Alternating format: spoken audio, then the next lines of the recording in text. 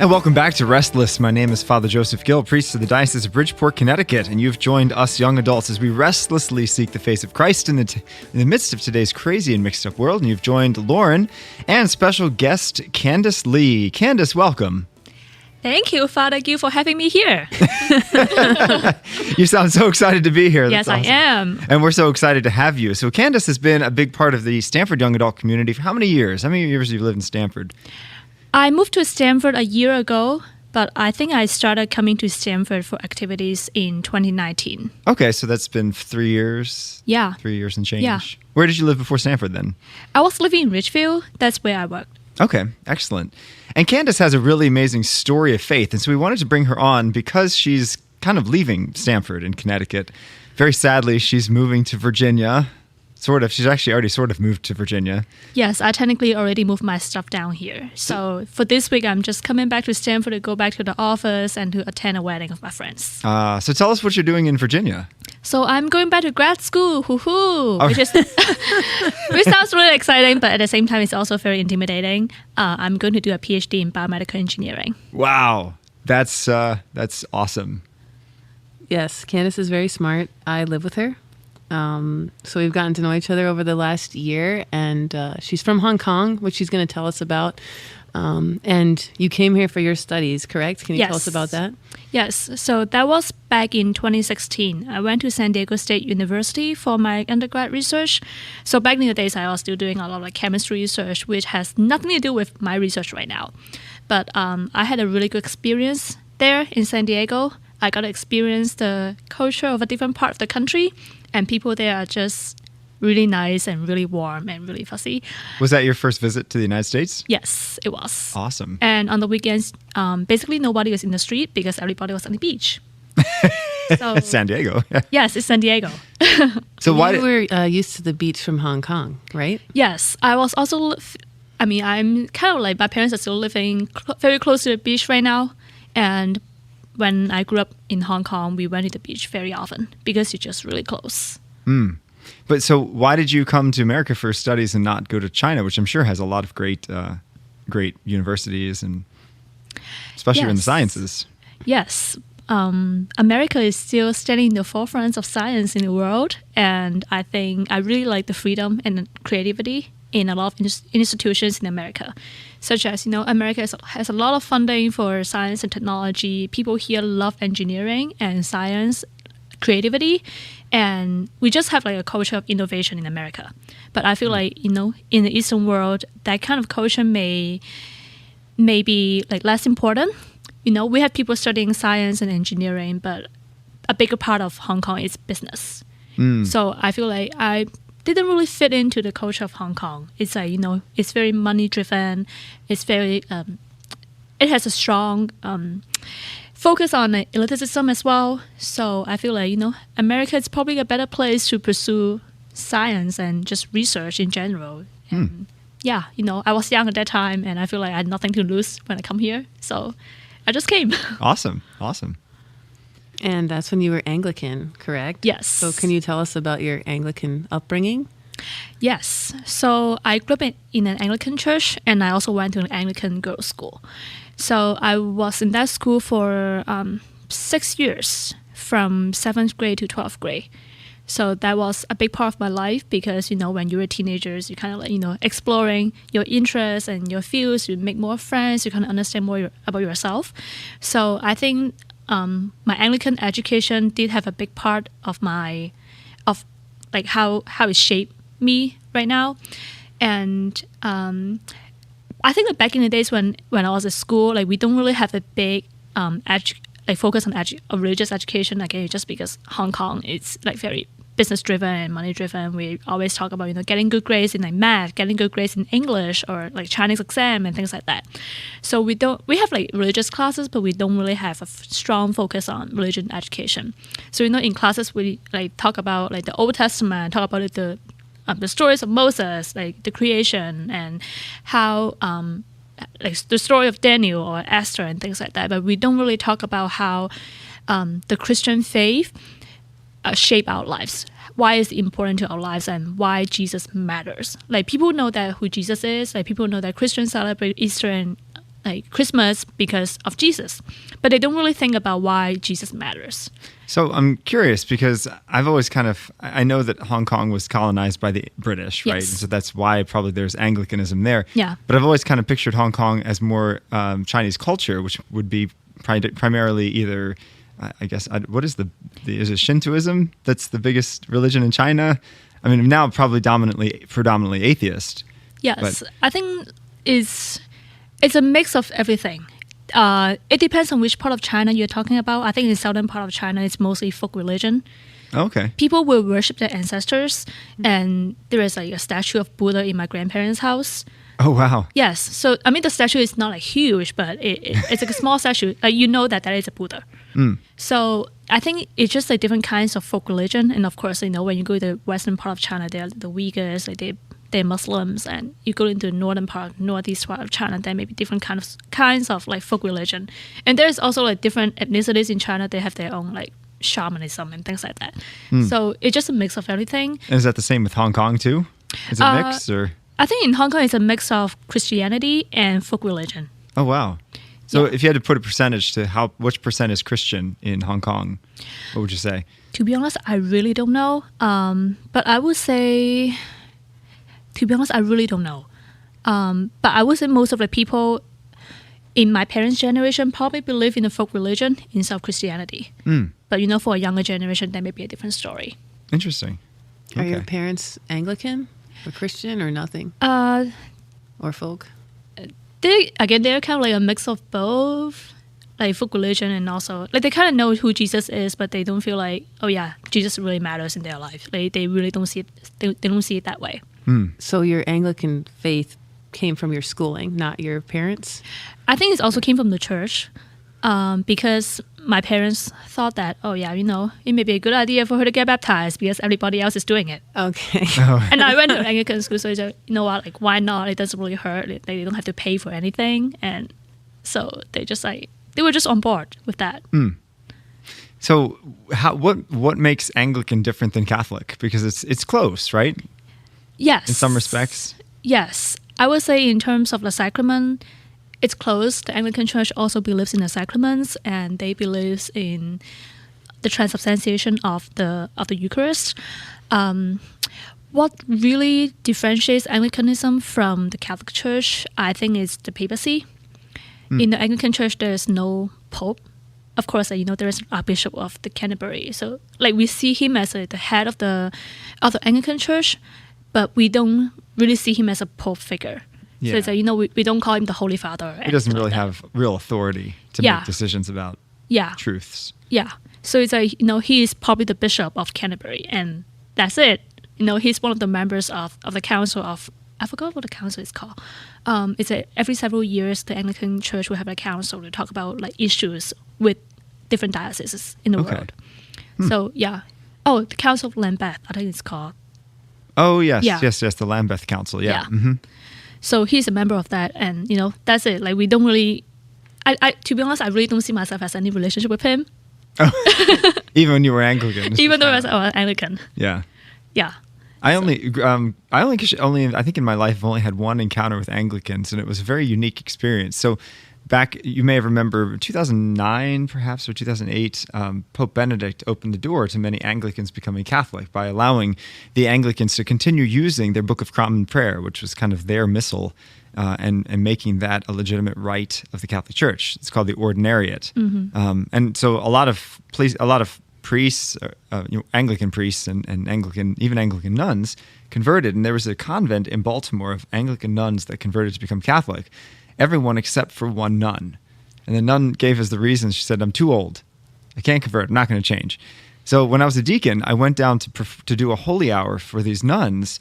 And it was so interesting because they had, in their chapel, they have two tabernacles. They had the Anglican tabernacle and the Catholic tabernacle. And, you know, here I am exposing the Blessed Sacrament for all these nuns. And the other nun is sitting off to the side, praying in front of bread in her Anglican tabernacle. Because I'm just thinking, like, that's not Jesus over there. Jesus is right here on the altar. That's just bread. You know? So are any of the Anglican sacraments valid? Well, baptism would be, Baptism and marriage. right? Okay. Yeah. Do they do Yeah. confession? I don't know. Do they do confession? Some churches offer that, but some churches don't. There's really two branches of Anglican. There's High Church and Low Church. High Church kept a lot of the trappings of the papist, the kind of the papist church, in that the smells and bells, the incense, the robes, the Gregorian chant, the cloistered nuns. And then there's Low Church Anglican, which kind of jettisoned all that and became very close to like a more like a mainstream Protestant church. And so Anglicans think that they have Jesus in the bread and wine because they believe in transubstantiation, Yes. but they don't. Technically, they don't. Yeah. Technically, they don't. I don't know. Do they do adoration? Do you know? Well, this convent I didn't do that. Because I just I don't know. I know we're not the faith is not felt, but there is a feeling sometimes in adoration that you can sense Jesus is present or the Holy Spirit is present. But if it's just bread, I don't know. When people pick up on that, nothing's happening here. Well, the thing about all the sacraments is that there's a principle in the church called ecclesia supplet, which means the church supplies. So let's say, for example, you go to confession, and as part of a really deep confession, the priest either neglects to say the words of absolution or butchers them or something, and you walk out of the confessional. Is it a valid confession? No.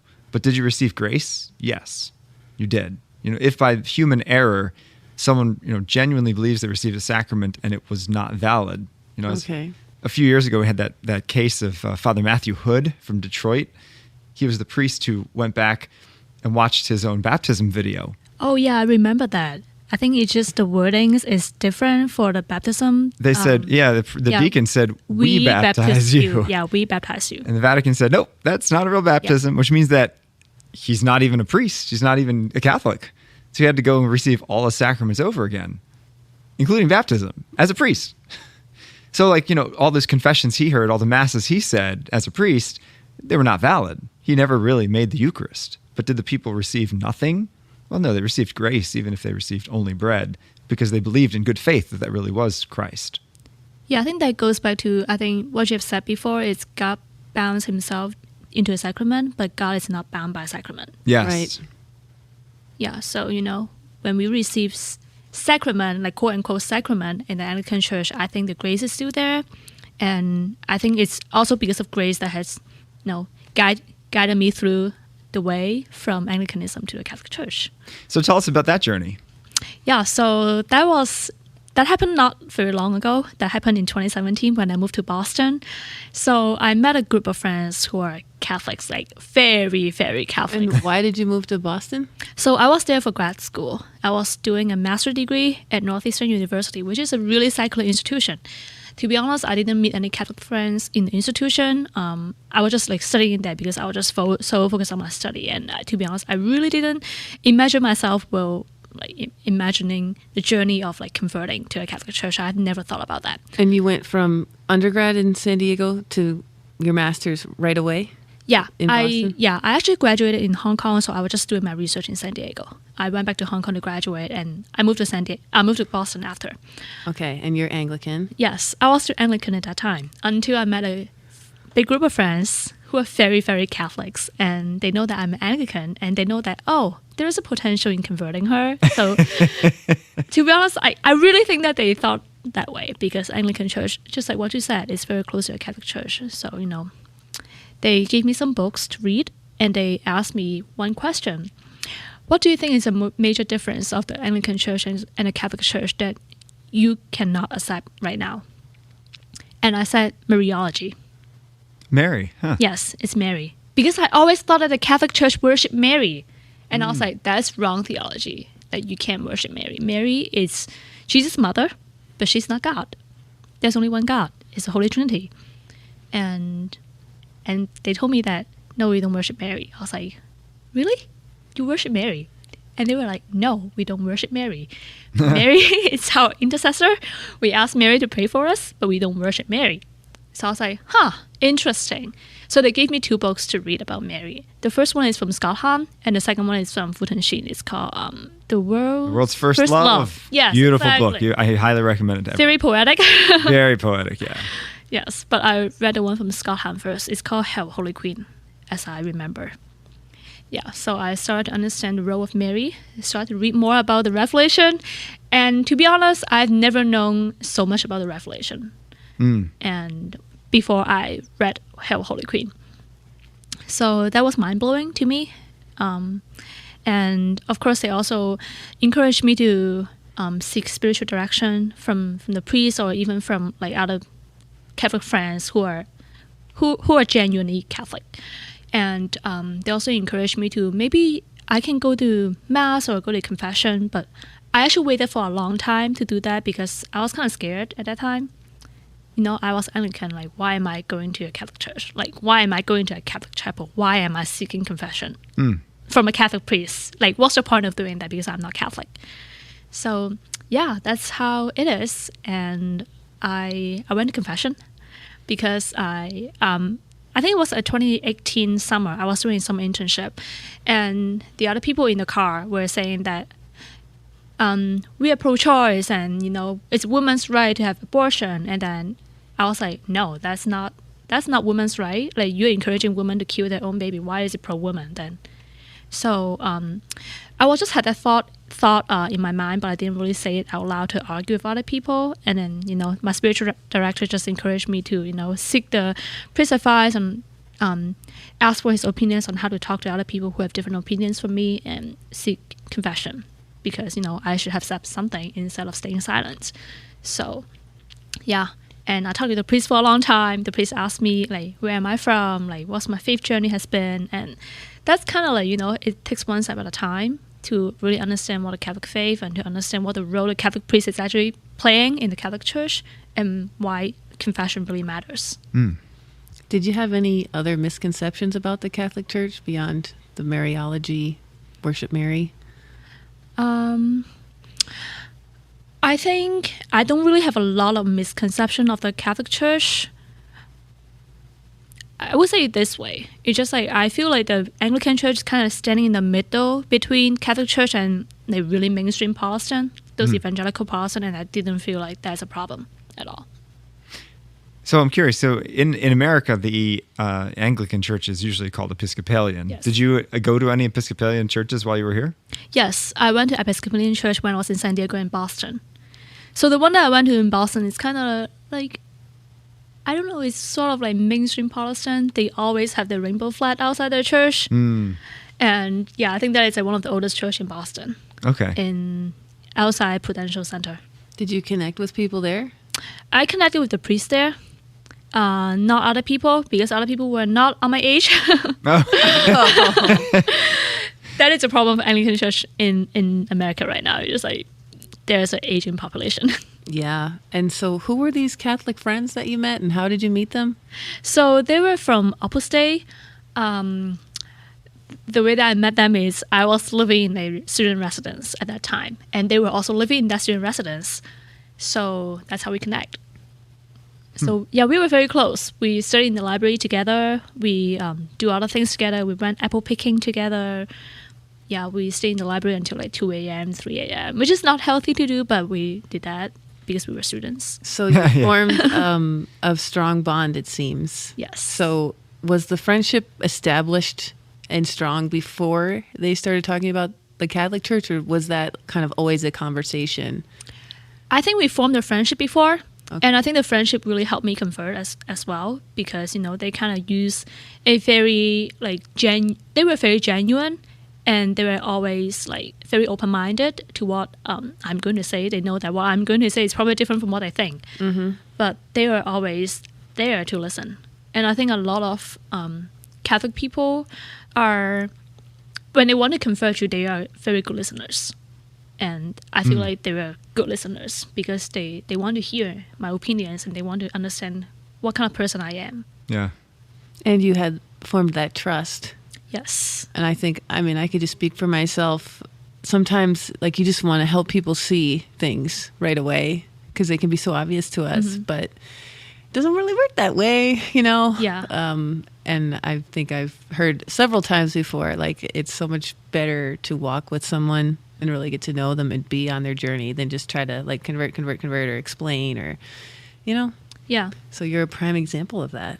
Yeah. So I think they have been really helpful because they walk with me, just like what you said. They encourage me to read. They encourage me to seek. They tell me about what they know, and they also one of them also became my spiritual director at that time, and the other one is my best friend now. Oh, good. Aw, yeah. Good. So, what was your family's reaction when you told them that you were converting? My dad didn't really say anything because my dad doesn't really care. My mom said no. She said no. Yes, because she said, I've been living a life that is rather easy, and my faith has been helpful to me as well. Yeah, so she was just like, there is no point for me to convert because, like, I've been living a good Because life. everything was going so well. Everything was going so well. Exactly. It's like, I'm studying in Boston, like, surrounded by the smartest people in the world. Like, what else do I want? So, yeah, I don't know, that's like, truth. that is like her reaction. The truth, exactly. The truth, God is the truth. So, yeah, that was her reaction. But I think later on, she also came around Good. because she went to Boston to visit me and she met my friends. And my friends were just like so polite, so kind to her. They're very hospitable to her as well. So, yeah, I think they just, my parents just understood the fact that, I'm making such a good group of friends and they have been helping me a lot, not only in school, but in life as well. Mm-hmm. So what was the actual process of like converting officially? So that was 2019 after I left Boston. I left Boston to come to Connecticut in 2019 January. But, in Connecticut, I just didn't really know anybody. And I also didn't know any churches. I have no connections here. And you came for your first job after school? Yes. Okay. Yeah, I'm still working on my first job right now. I've been there for almost 4 years.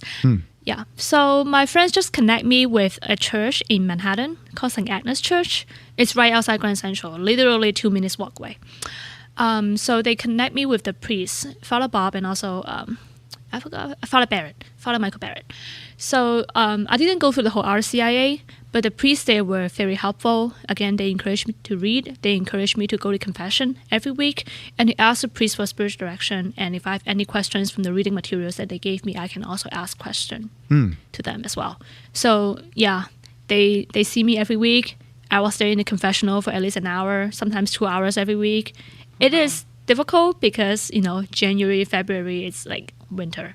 And you lived in Ridgefield. I was living in Ridgefield. That's a long trek. That is a long down to the city. That is a long trip. I take the train every Sunday, and sometimes you just say, it gets dark really fast. And by the time when I get back home, it was already like pitch black outside. Yeah. And So- you're working all week. And I was working all week, Yeah. so it was a lot. And I did have a moment that I just felt like maybe this is not worth it.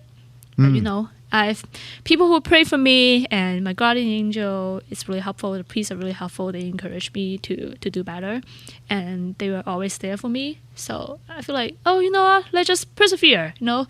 January, looking forward to Easter is not that far away. Oh, good. Good. So you got confirmed in the Catholic Church in 2019? 2019 Easter Vigil Awesome. in St. Agnes. That must have been a very special moment Yes, for you. it was. So my friends also came from Boston Oh, excellent. as well. Oh, nice. Yeah. Nice. Now, I'm always curious when people are from a different culture and they've been deeply steeped in the Catholic faith from a culture like America. Do you pray in Chinese or in English? Both. Really? Yes. Like in your personal dialogue with the Lord, it's both. Yes, I do both. And she prays the rosary in Latin. Do you really? I do. Because I got distracted very easily, and if I say the rosary in a language that I don't know, that I'm not familiar with, I think I can focus on it better. Oh, good. Good. Just like sometimes when I think in my native language, I speak my native language, I would just think about something else. And English as well. You're reading the news every day. You're reading out my research paper every day. So when you are praying in English, you would just think about, that is an analysis I have to get done tonight.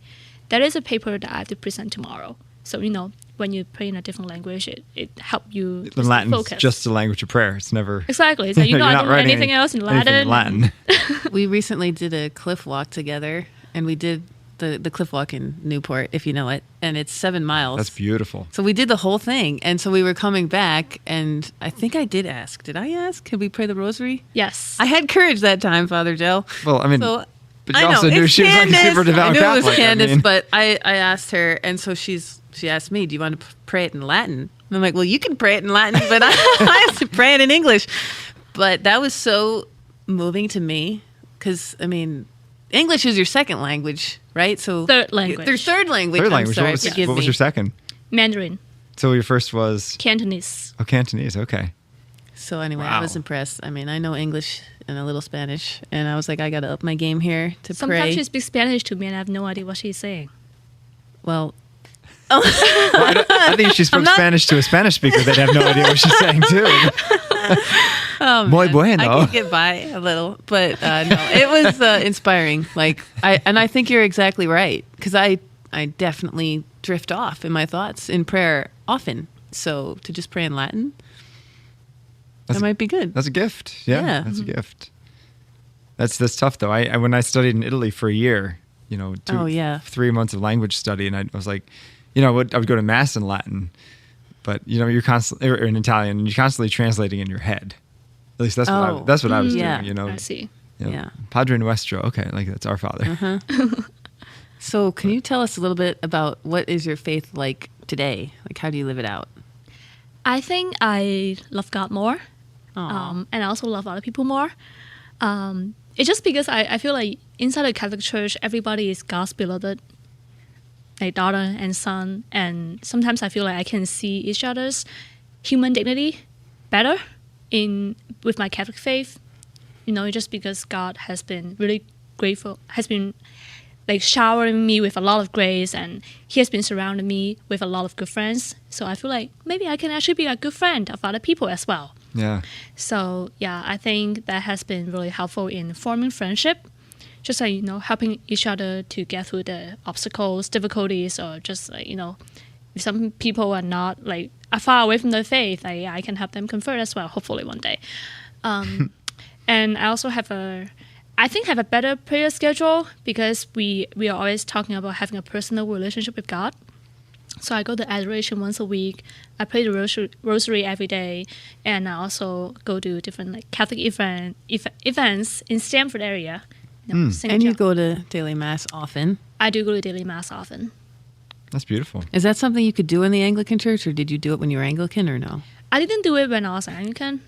When I was Anglican, I was just like, oh yeah, Sunday obligation. I just go to church on Sunday. Okay. From Monday to Friday, I'm just like, whatever. So your faith has really deepened. Yeah, I think so. Yeah. Yeah, I think that somebody also told me that every day in your daily lives, the mass should be the most dramatic moment in your day. Yeah, sure. Because, you're receiving Jesus. So Now I have one last question because we only have a couple of minutes left. But somebody like yourself who's very involved in the sciences, I know that there's often in today's culture this belief that science and faith are incompatible. First of all, have you encountered that among the people that you work with, and even some of the people you've studied with? And how can you integrate science and faith together? I think like in my coworkers, I really don't see a lot of people try to contradict science and faith. I think a lot of people are kind of agnostic, to be honest, because when we are scientists, we are constantly like researching new topics, and we know that the more that we know, the more that we don't know. So that's why a lot of people were agnostic. They were like, oh yeah, we don't know everything. Don't try to explain anything to me because you don't even know about it. But I think as more that I know, I kind of appreciate God's creation more. Yeah. It's like how human system work, like how like you have different organs, and also the cells work on like a molecular level together, and they just form your human body, which is really beautiful. And it's fascinating to see how God created every one of us, and every one of us is beautiful and it's worth loving. Amen. Amen. Well, Candace, thank you so much for joining us on this Welcome. episode of Restless. We really appreciate it. There will be another episode with Candace coming up soon, so stay tuned to Restless. You can find us on Veritas Catholic Network, which is something. I'm blanking out. 1350 AM and 103.5 FM. Thank you, Lauren. I'm glad you got my back You're on that one. And you can find us wherever you get your podcasts. Tune in next time. Hey everybody, this is producer Matt. If you liked this week's episode of Restless and want to help the show grow, please rate us, review us, and subscribe on your preferred platform. God bless.